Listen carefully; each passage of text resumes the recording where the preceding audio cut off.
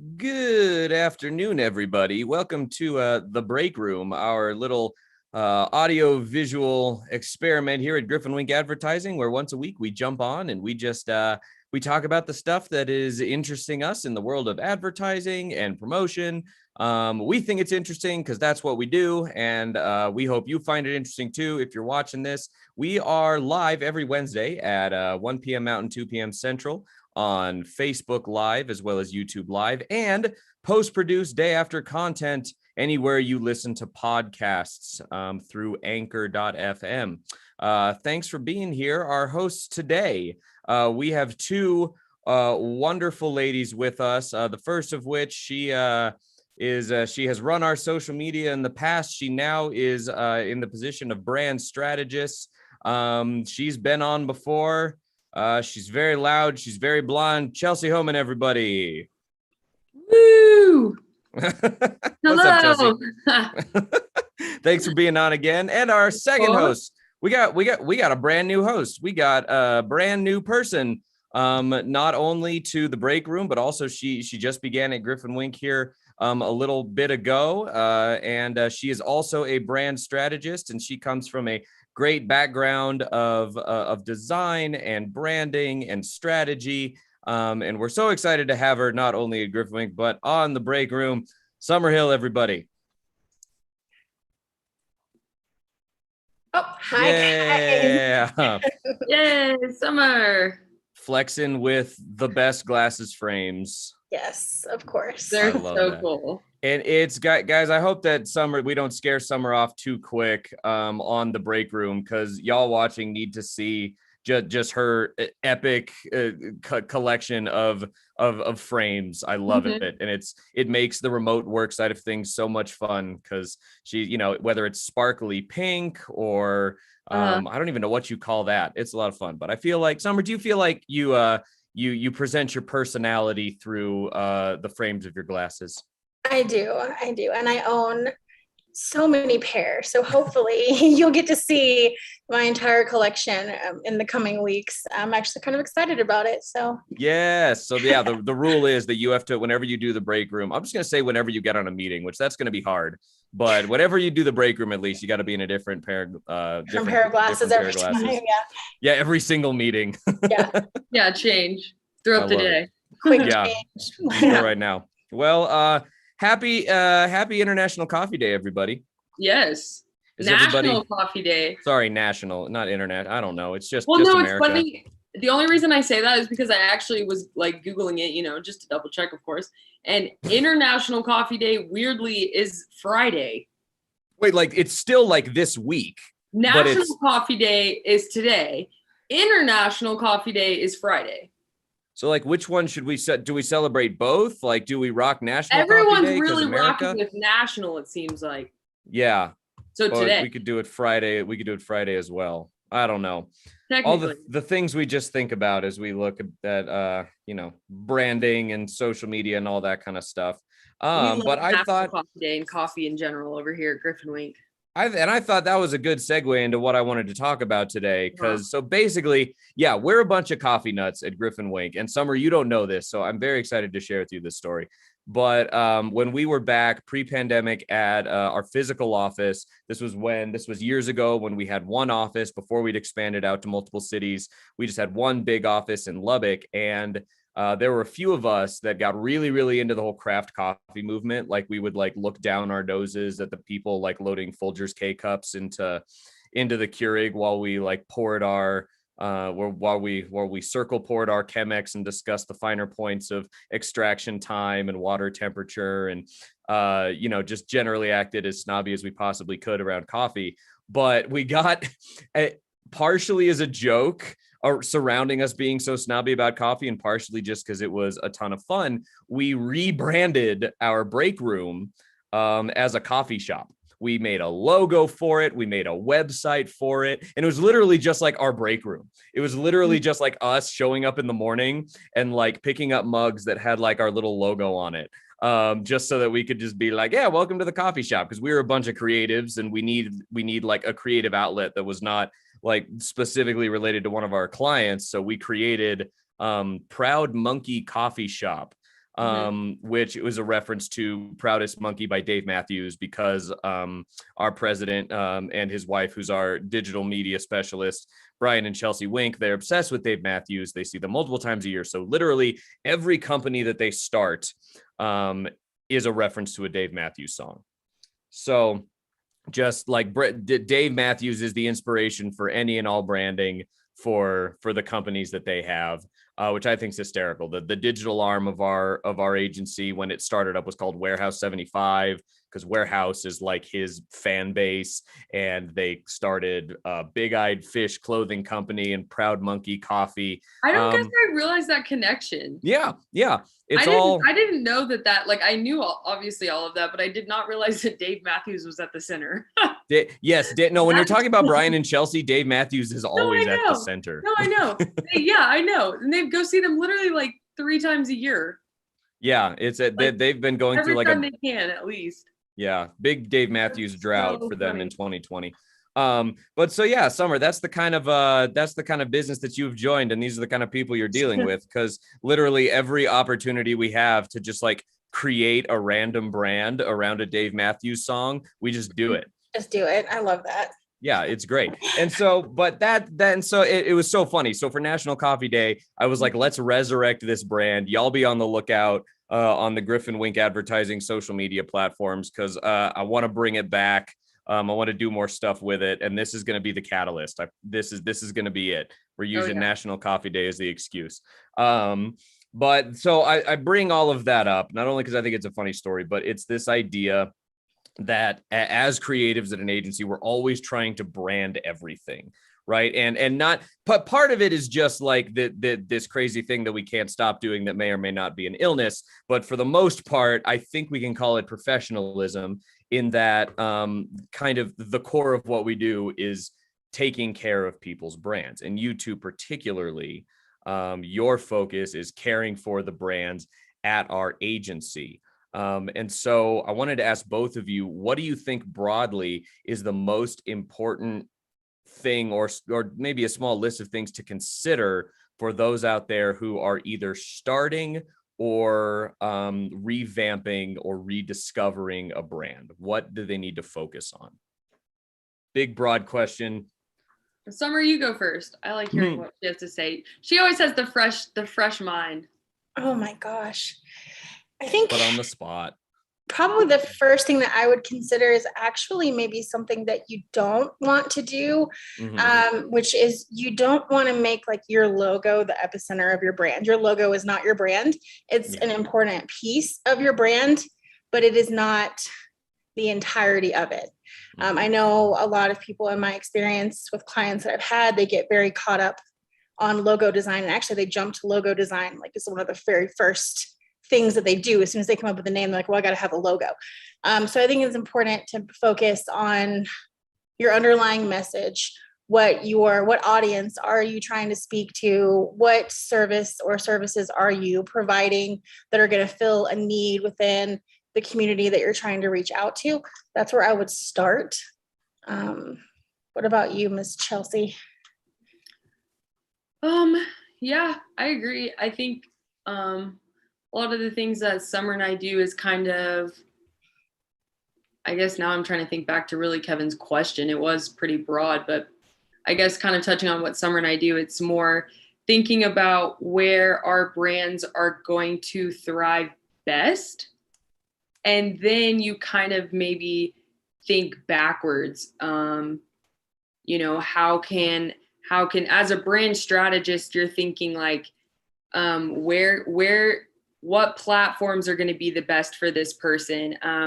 Recently, we actually in a meeting, we were talking about personas actually. And, you think maybe this is the top person that you think is your client. And this is perfect who you archetype, your perfect client. Yeah.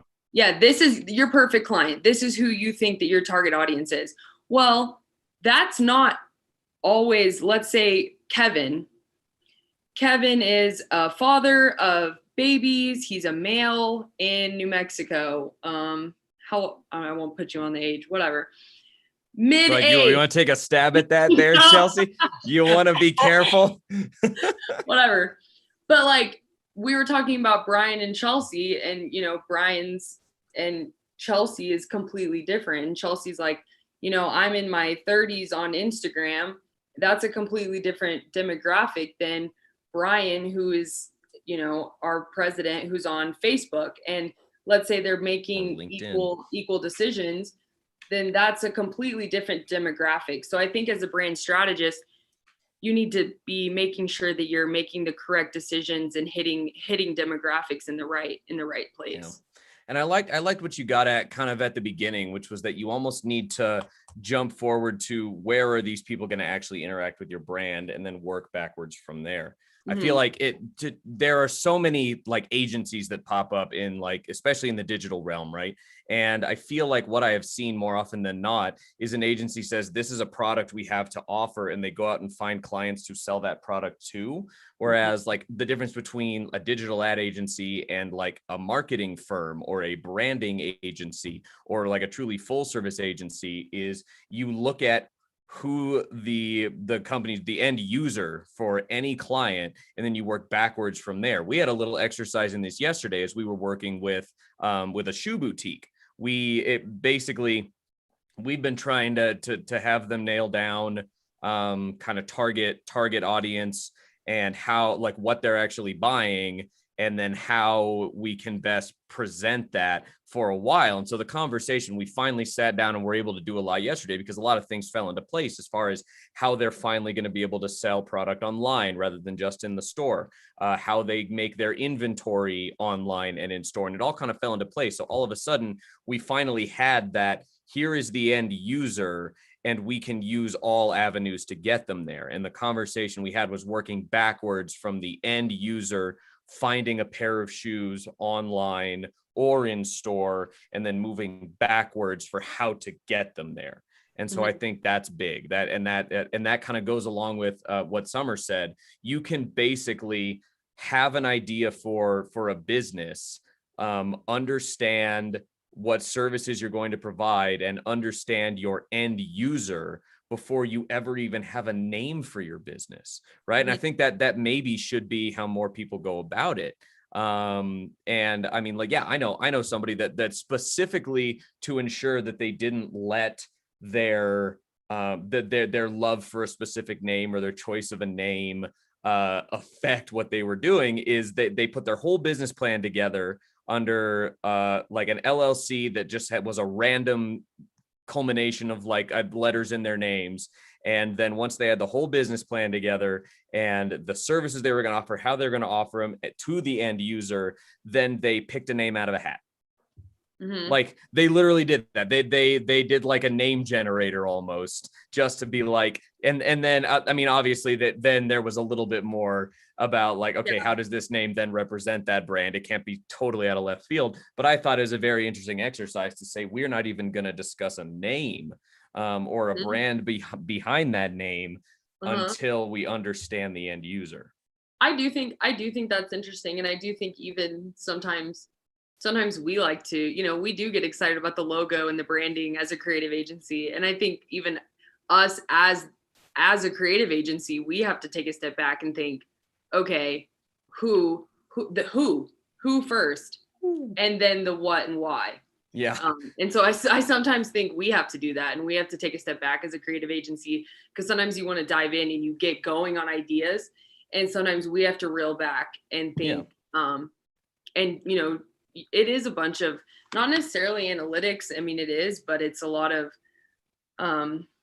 doing the research and the numbers and the thinking and the, like, beyond the just behind it, beyond just seeing a client that wants to do, that wants an online presence and jumping straight to utilizing the most current, most viral social media and designing based around the most the best practices in graphic design right now. And we a lot of times you want to jump straight to that because that's the fun stuff. That's the stuff that in the end, when the campaign's over, you're going to be known for and you're going to be judged against, right? It's almost like, when you're at the Addies or something, you don't really be like, well, we didn't win a best logo, but dang, the research that went into that logo. Like, man, that's what like keeps us warm and fuzzy inside. You want to have that design back that up, but and so it's hard. It's a hard line to toe. Mhm.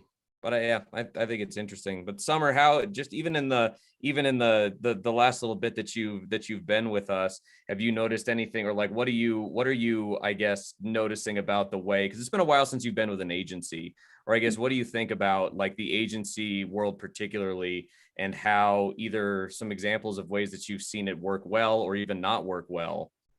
Well, I will say that I do, to just speak to the way sort of in the last couple of weeks that I've seen GriffinWink kind of operate, and when I was first speaking with you guys, we sort of had a conversation. I had a conversation with you, and then I also had a conversation with Brian about how, the marketing world, the strategy world, there are equations to it. There are certain things that we do as strategists or marketing specialists that are like an equation. And for the most part, across the board, across agencies or even independent people, they're going to implement those equations because that's what you do. However, there's also, I think, a nuance and an art to branding that I think can sometimes get lost in the systems that exist within an agency, because there is the priority, to execute, and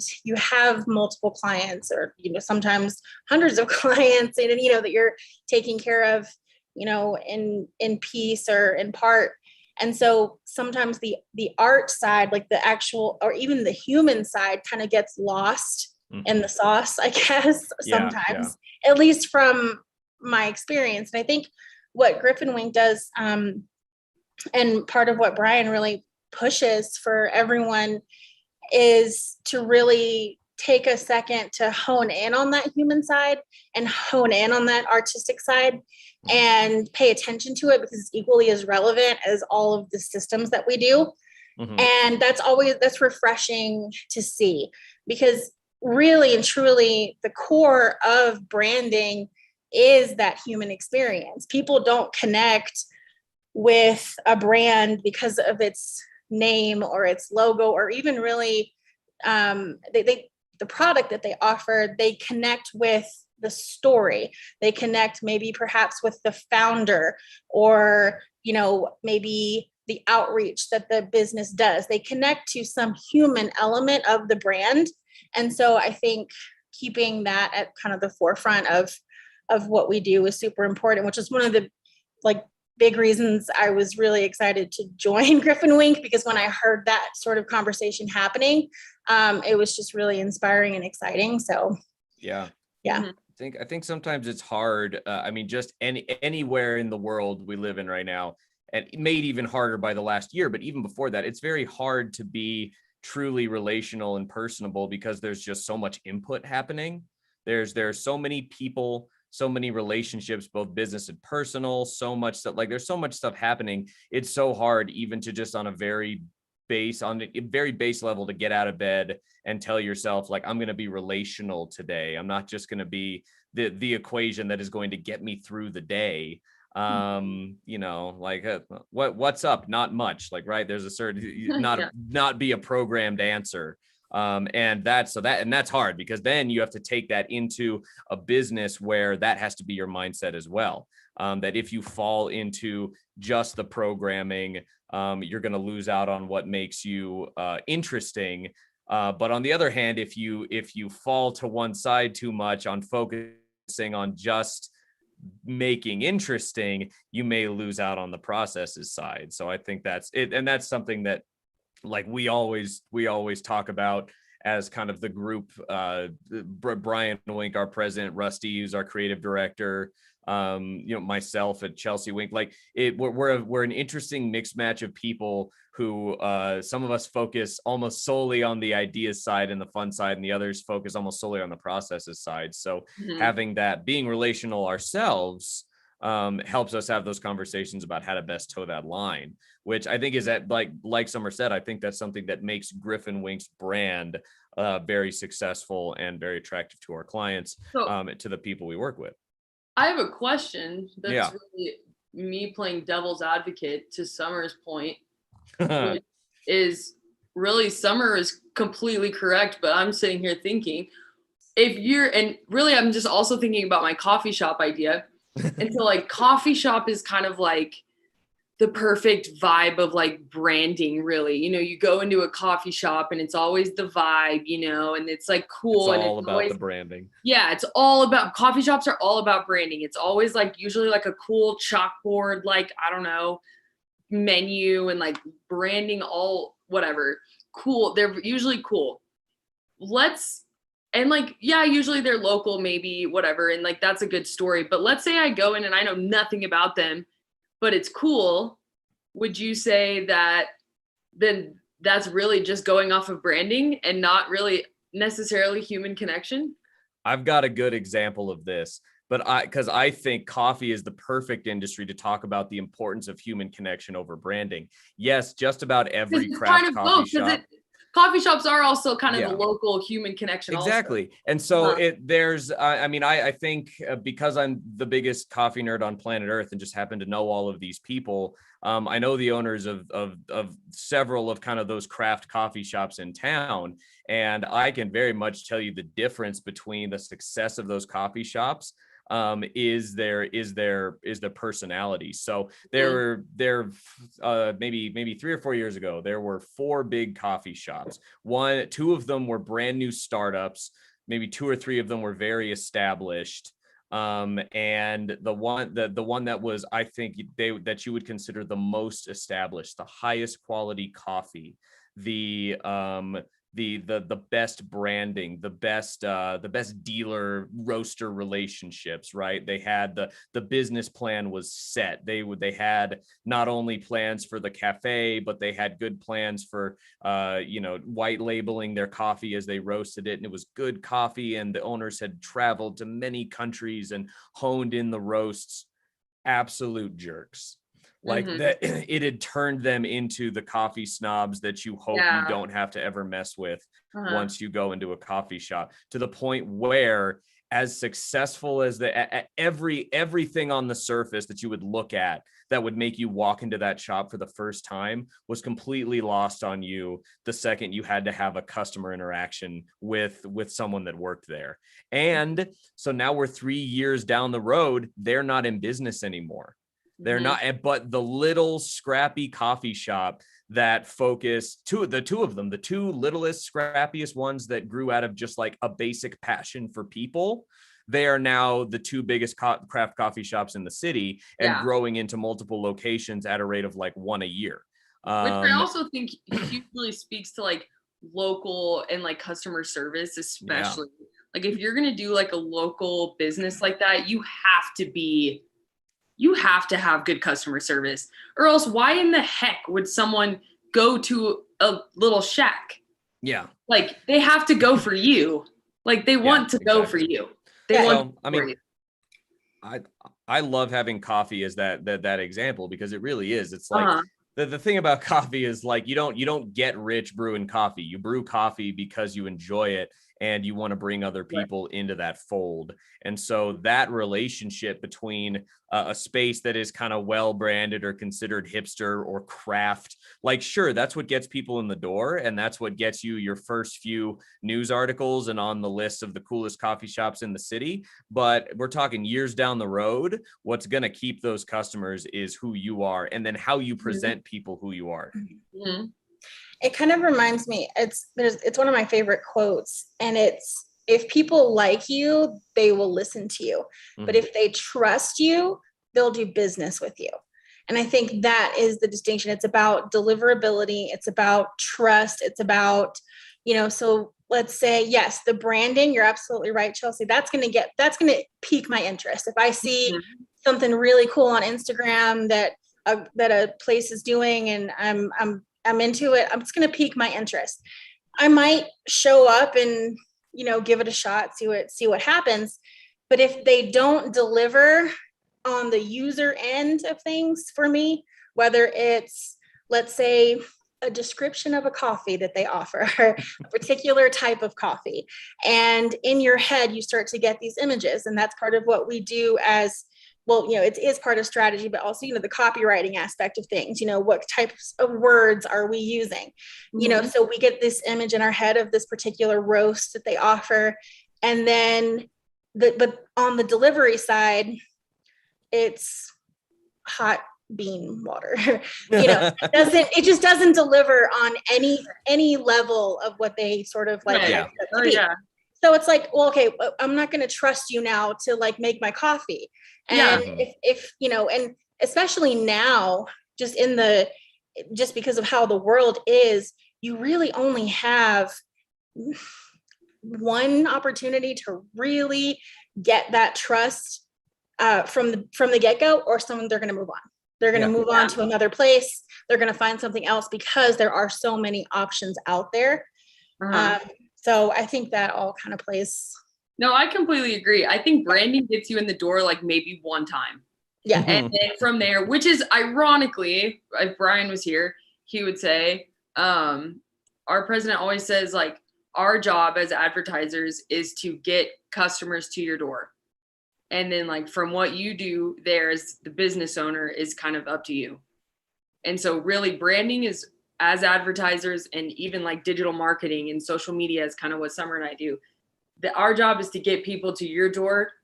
And what you do, if you serve bean water and you're rude, like that's not our fault. You serve rude bean water. You serve rude bean water and you suck. Unless it's a part of your brand, and that's just how you like unless your coffee shop is called Rude Bean Water, and you're playing off the fact that people think coffee snobs are snobs. Yeah, wait, what is that? Speaking of Rude Bean Water, what is that place that puts those sacks on your head and they write those horrible things? That restaurant. And like they have them in Dallas and they write like hilarious mean slurs on your head on the sacks. They'll have to know what I'm talking about. I have no idea. I know what you're talking about. It's hysterical. It's called like, oh my gosh, y'all. But the whole idea is that like that's part of their brand is making fun of the fact that It's hysterical. Trace, who's our producer. Resort. Dick's Last Resort. Thank you, Trace. Yes. Thank you, invisible producer Trace. Dick's Last Resort. That's funny, but it's part of the brand. Part of your brand, then go for it. But if it's so same thing, there's this coffee alternative, and I think it's made out of like it's more of a tea than anything, but it's being marketed right now as a coffee alternative, and they called it mud water because like that's what it it's mushroom based, and so it's like it's basically mushroom based tea that's supposed to get closer to coffee, but they called it mud water because it's just so funny, and like that's literally what it is. Like, what are you drinking? I'm drinking mud. Like, I'm not gonna sugarcoat it. That's what it is. Like, and I love that, just kind of this like reverse branding almost. It's just kind of fun. Like it keeps things light, it keeps things interesting. But here's the thing, I think even more than if you tell people how great you are and then you come up short, if you're gonna make fun of how what you are doing could potentially be perceived as unattractive, the end product actually has to be even more attractive. Like, especially with something like that, like mud water. So like that, it can't actually just be nasty, gross, like mud water, or like if you're going to call your coffee shop hot bean, like what did you say? Rude hot bean water. Yeah, rude bean water. Welcome to hot rude bean water. Like you have to actually have really good coffee and be really nice.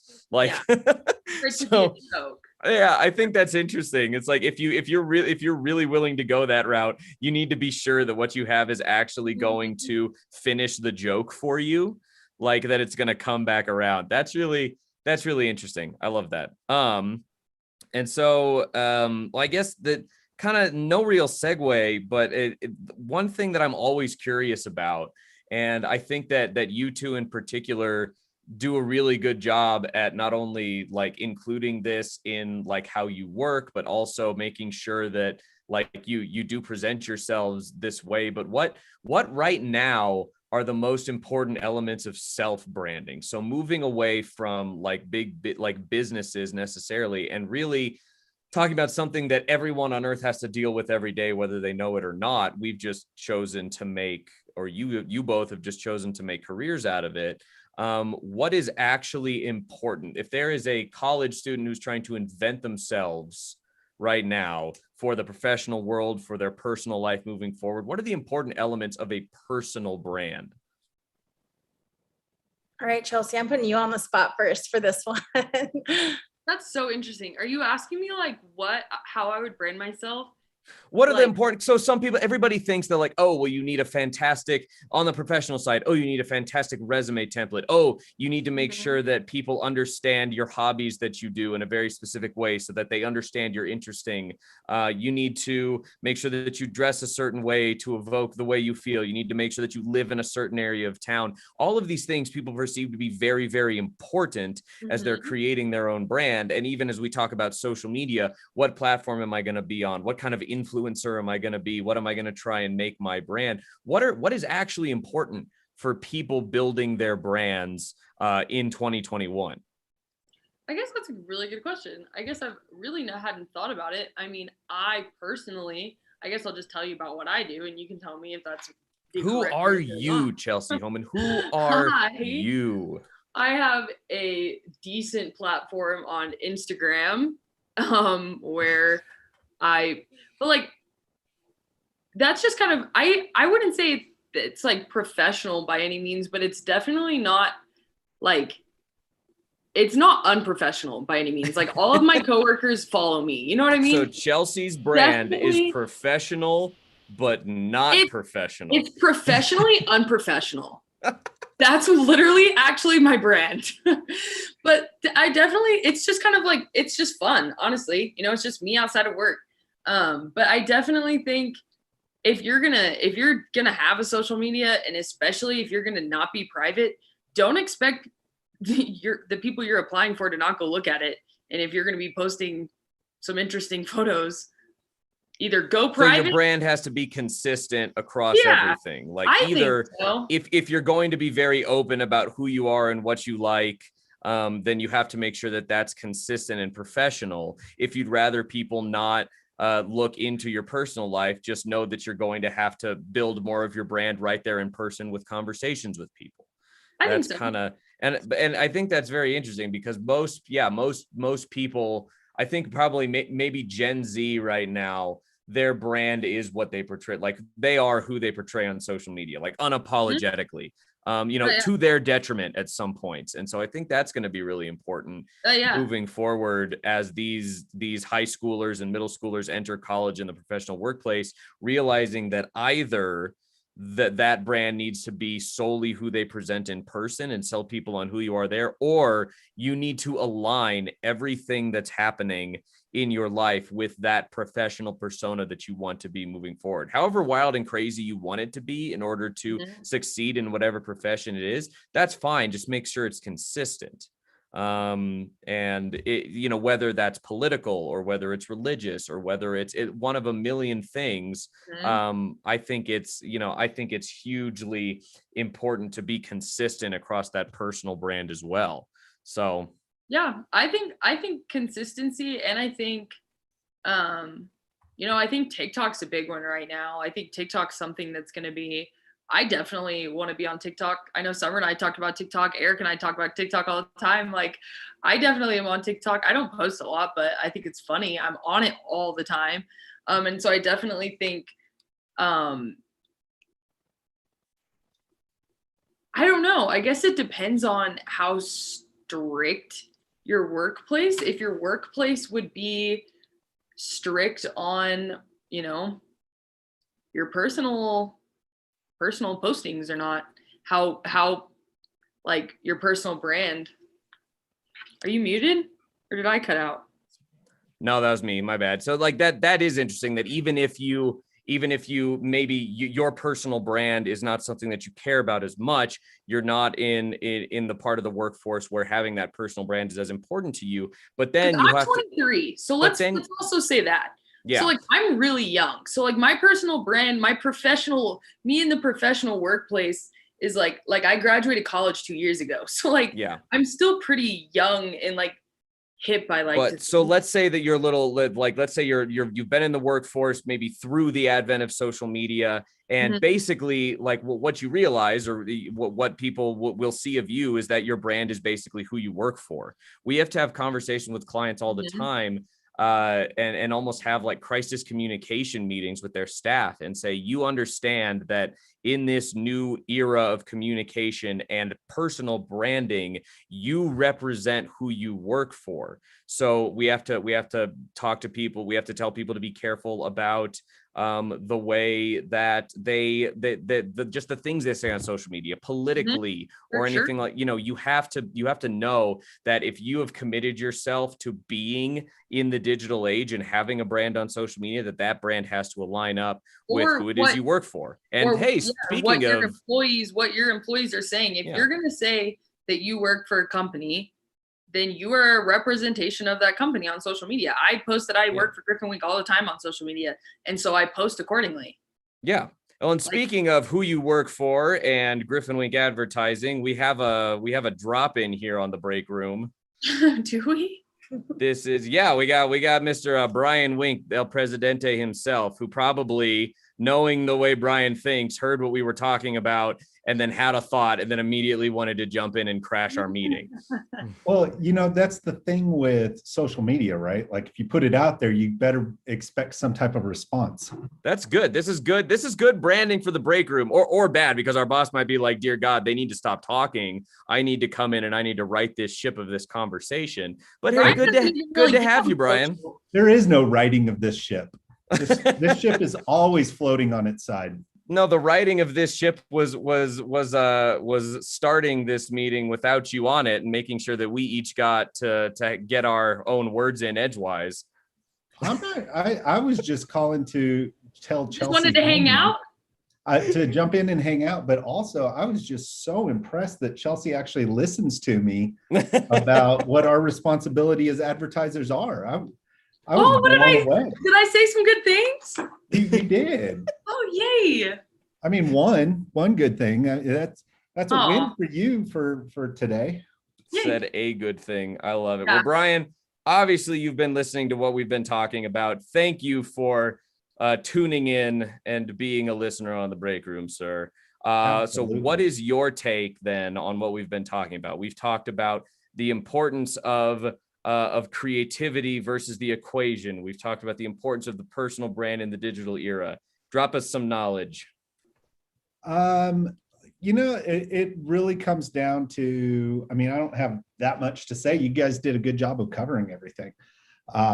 It really does. Personal brand does matter though. And if you can't, it really goes back to that whole social media direction of fake social media, like really be who you are. I mean, one thing I can say about Chelsea Homan is who she is on social media is who she is in the office. Like there is no difference between the two. You can't say that to a lot of people. I personally do not post that much on social media. In fact, if I went to log into Instagram on my phone right now, that app would probably go, who is this? Like, we don't even know who you are. So, that's one of those things where I'm not someone who goes out and posts a bunch of stuff on social media, but that also doesn't necessarily mean that I go and check all that stuff out either. When I'm looking at hiring someone, I graze through their stuff, but I don't go in and do a deep dive into their stuff. There are other people in our office that take care of that for me, and give me a rundown on who they are, what if they like dogs or if they don't, those types of things. So, it just really comes down to your social media presence really is just like your marketing of a brand. It has to be authentic. Mm-hmm. It can't be something outside the window that it isn't on the inside of the window. And I think it's interesting that you kind of came in and to contrast Chelsea saying like, look, I am on social media a lot, but I am who I say I am, and I am consistent across that. You're that second kind of person that I was talking about that is not so much on social media, but has committed themselves to being your brand in person. You are basically, if you're not going to be on social media, you have to commit yourself to being your personal brand when people are there with you. And you are unapologetically yourself in every physical situation. And people know who Brian Wink is, and people even have Brianisms, right? Like Chelsea, remembering something that you've said, and us all knowing, like we all know that there's Brianisms that we know when they're coming, and it's part of your brand, and we love you for it. And it is a credit to who you are as a professional, that you are this person and you are that personal brand without needing social media, which I think is cool. Well, and that's something that my wife and I talk about all the time is committing. It takes a commitment to be on social media. Yeah. I would rather commit my resources, my energy to making an impact to somebody in real life than to make an impact to somebody on their social media feed. Yeah. And I get more out of, I could sit there and scroll through on Facebook or Instagram and see all the posts about your babies and everything else, and be completely caught up with what they're wearing each day and everything else. Or why aren't you? That's why I do it. I know. Or I could call you and go, hey Kevin, how are the babies today? Hey Kevin, what are your babies wearing? Yeah. That's so bad. That was a bad example. Okay. I set myself up for that. No, that was good. No, because I completely understand what you're talking about. It's so easy to live vicariously through people and think that is an actual relationship, just hitting the like button on a post, rather than like it's great when you just like out of the blue, you're just like, hey, like, how's Rebecca doing? What new did the babies do this week? You have a new picture of them, like that sort of thing. And that, I think it's almost like you have to figure out a balance of value there. Like, if you are going to be the most active on social media, there is an opportunity in some very small instances to actually be that level of committed to people in the actual relationship. But it is so much harder than just doing it in person. Whereas people that there are social media influencers and people on social media where that might be the way that they can most effectively express themselves and express how they feel about others. And so even though it's harder, that helps them come out of their shell and present their brand in a different way, and in a way that's better for them than giving someone a call up and talking to them directly or being in a room directly with them. So it's what we have here is the ability for you as a person to figure out how much work you need to put in to be your best self and where that needs to go. And it requires, I think, a huge amount of self-awareness to figure out where that middle ground is. Yeah. I am not going to put the energy or the effort into being somebody on social media that I'm expected to be, when I can be who I am and have a larger impact on the few people I come in contact with than having a smaller impact on a much larger scale. It's a choice in that area. So Summer, where you haven't weighed in kind of on the personal brand thing. What are some things that you can share about the value of a personal brand that you've seen as you've been kind of living and working?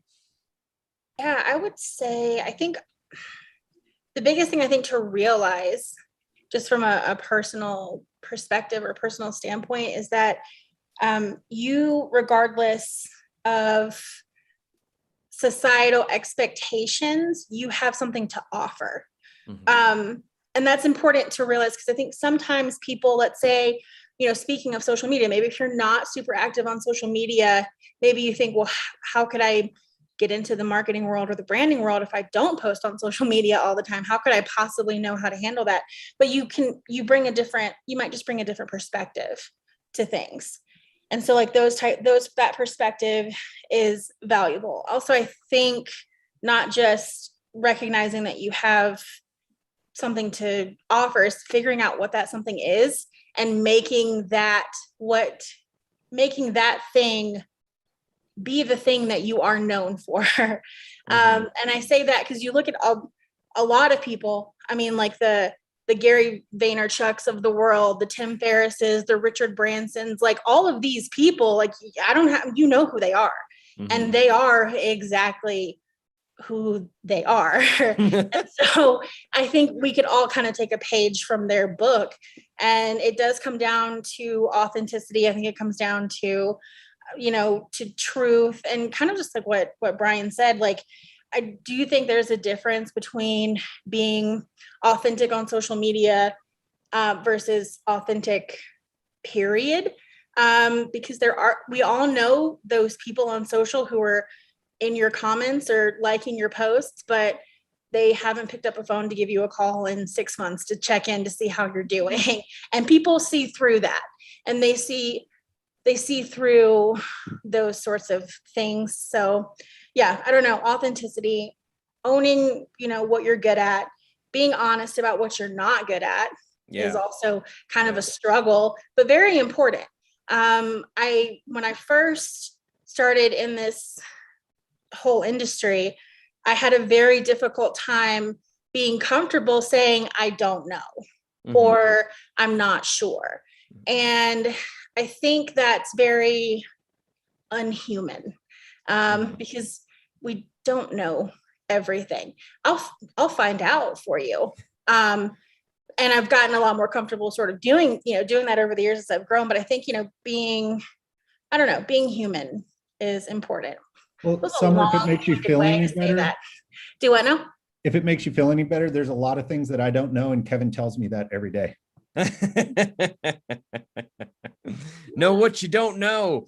Oh, Yep. man. No, I have a client that tells me that all the time. He's like, the most important part of doing what we do is knowing what we don't know.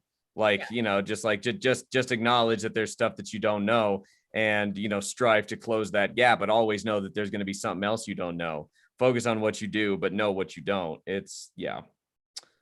I love that, Summer. Thank you. That was a great little button, I think, on that kind of self-branding piece. Brian, is there anything else you wanted to throw in the hat for the conversation here as you jumped on? Nope, I'm good. I was just jumping on. I had a few minutes, so I thought I would, just like in a regular break room, I would step in and join a conversation and then step right back out. So I'm done. Speaking of the regular break room, we need to resurrect Proud Monkey Coffee somehow.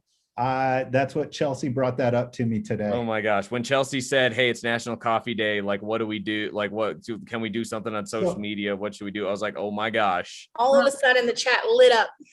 Yeah. Okay. So you want to hear something crazy? This is insane that you brought this up today. Yesterday, when I was walking downstairs, we have a coffee shop in the bottom of the building down here.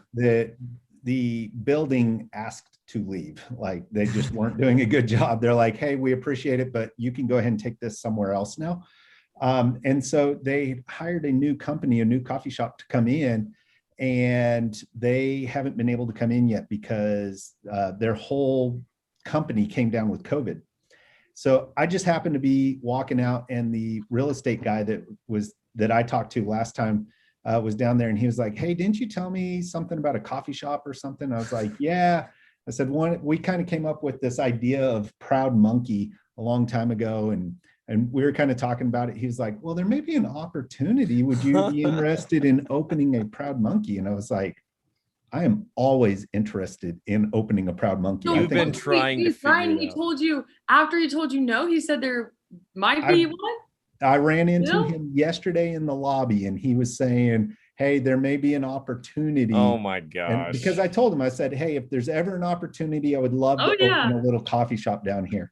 And he was like, cool. Because I think it would be super cool to have an office with a coffee shop in the front. Yeah. So in order to get to GriffinWink, you have to go through Proud Monkey. Yeah. There was something like that. There was one like that in Fort Worth. It was a co-working space. In order to get into the co-working space, you had to walk through the craft coffee shop. Yeah, there's one here in Amarillo, and it's called The Grind. And of course it is, because there's two ways. Not only is it coffee focused, it's professionalism focused. Yeah. And there's two ways to get into it, either through the coffee shop or through the granite slab shop. What? I know, right?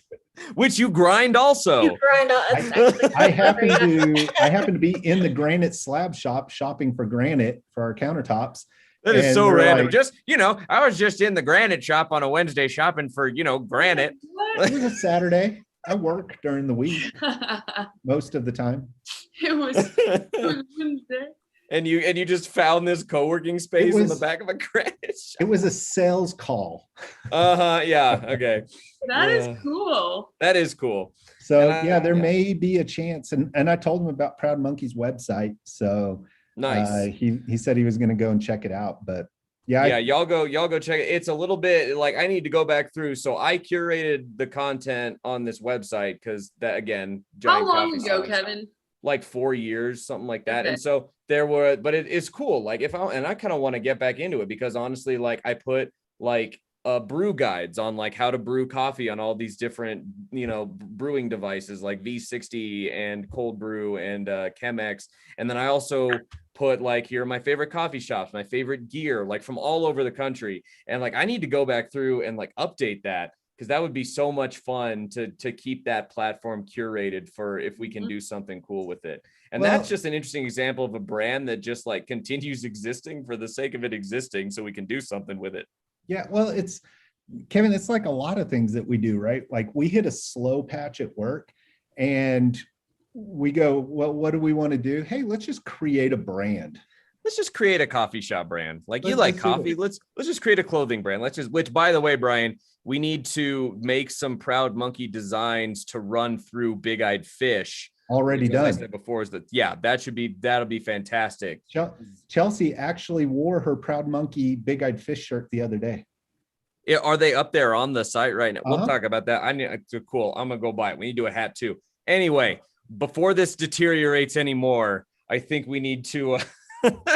So we need to wrap this up. Since you're new to the team, this is what we like to do: is just create brands, just for fun. I love that. And I love how everything is so Dave Matthews centric too. I didn't even. I know, right? You caught that? No. I had to explain Kevin it. told us. And then as soon as he said it, I was like, oh, okay. Brian, I didn't know that either. Kevin had to tell me. I didn't realize that all of your. Brian, that's part of your brand. That's part of your personal brand. Come on, man. Every company I get involved with has to have. I mean, that's how we got Warehouse 75, right? What about? Does that have anything to do with? I won't spell it. Actually, I won't say. Oh, is there a secret brand that we have not launched yet? There's a new secret brand.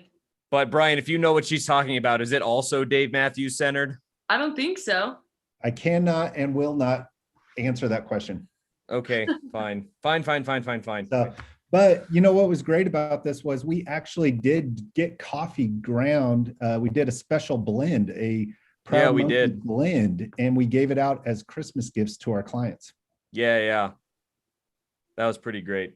And it's a lot of fun. It's like take what's part of your personal brand. Like we all really love coffee. We were talking so much about it just in the break room, and I mean to the credit of like one of my favorite coffee shops here over in Albuquerque, that's exactly how they came up with the coffee shop ideas. They just loved coffee, and they were commercial contractors that just decided to open a coffee shop because they could. Like that's and there's something to be said for having who you are inform what you do next, rather than just thinking like what's going to be lucrative or what's the in thing right now, kind of the entrepreneurial mindset of I don't know what it is, but I just need to have an amazing idea. I think more often than not, the more successful stories are I loved something first. It was a part of my personal brand, and I figured out how to turn that into a profitable business. And so that's just another little tidbit on personal branding. If you're out there and you have that kind of entrepreneurial mindset, maybe you're in college or recently graduated from college, and your mindset is hunting for what that next great idea is going to be, maybe the focus should be, and I'm not saying that doesn't work for some entrepreneurs, but is there something that you are already passionate about that you can turn from your personal brand into a physical brand? Because the most sorry, go ahead. I was just say the most successful people that I've seen that are having the most fun with what they do did that. Yeah. No, I agree. Well, no, I was just going to say, and don't get caught up on does the world need another XYZ? Yeah. Because the world does not have your perspective XYZ. And your take on an XYZ. I love that. That's really the be all end all of it. Because once you start entertaining those thoughts, things quickly start to unravel, and you just have to push through and get past all that and realize that, again, it's your perspective, what you're good at, your passion, your narrative. You're going to find the people who vibe with what you're putting out there, and that's going to be your success and your longevity over people who over anybody else. So yeah. Oh man, Summer, I feel like you have like wrapped this up twice. Like you've done like such good, just like wrap up little pieces of knowledge. Bow on top. I know, little bow on top of it. I love it. I'm gonna have like, Trace you go guys pull this stop audio talking because I can only wrap this up so many times. Well, hey, and that honestly, that gets into something that I want to talk about on like next week episode is things like, where are we going with office space? What are offices going to look like? How are we going to continue building brands around physical spaces, or are we? But I think that's a conversation for next week and beyond. But for now, thank you everyone who is listening for listening in and for joining us. Thank you, Summer, Chelsea, and thank you, Brian, for jumping in right there at the end and dropping some knowledge as well. Thank you, Trace, for your production knowledge and knowledge of Dallas restaurants. Yeah. And we will see everybody else, hey, this time next week. Come on back and we'll see you then. Thanks, guys. Thanks.